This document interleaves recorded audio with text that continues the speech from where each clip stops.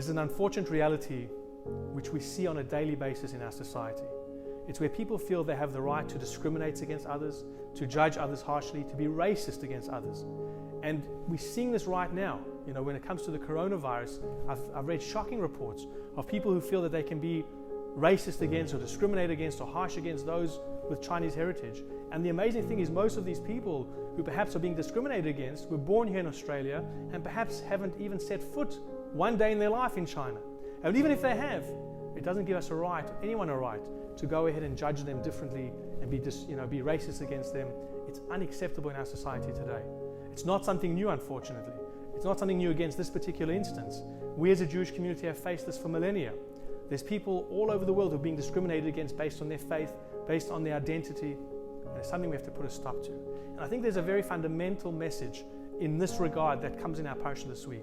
The parasha of Truma, we talk about the Holy Ark, and sitting on top of the Holy Ark were the two kruvim, the two cherubs, these baby-faced angelic structures. And our sages tell us that the interesting thing was that these two baby-faced angelic structures would face each other. But when the community, when the Jewish people, when the adults misbehaved, they would turn their faces away from each other. And of course the question is, why did they have baby-like faces? Why not adult faces? And maybe there's a lesson in that. Maybe the lesson is that the Torah is teaching us that when it comes to being racist against somebody else, discriminating against somebody else, that doesn't come from a child. You see children are happy to socialize with anybody.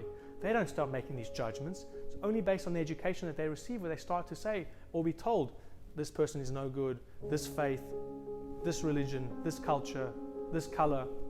And as they get older and learn from their parents, that's when they start making mistakes. So when the adults start teaching the children, that's when they turn their faces away from each other. So we have a very, very important message that we have to tell our children. It's us, we have to educate them. And of course, if we have not been educated correctly, we have to make amends, we have to change, we have to understand that we have to be in harmony with other people, we have to be there for other people. All of us were created in God's image. All of us deserve respect, deserve dignity. And therefore, what's going on in the world around us, in particular what's happening here in Australia and perhaps in other places of the world in this regard, needs to stop. Remember those two angelic faces. If we want them to face each other, if we want there to be blessing coming from the ark, we need to ensure that they continue to face each other, and that is upon us to ensure that it happens. By us, the way we teach our children, the way we conduct ourselves, will ensure whether the faces look away or look towards. Wishing you and yours a Shabbat Shalom and a wonderful weekend ahead.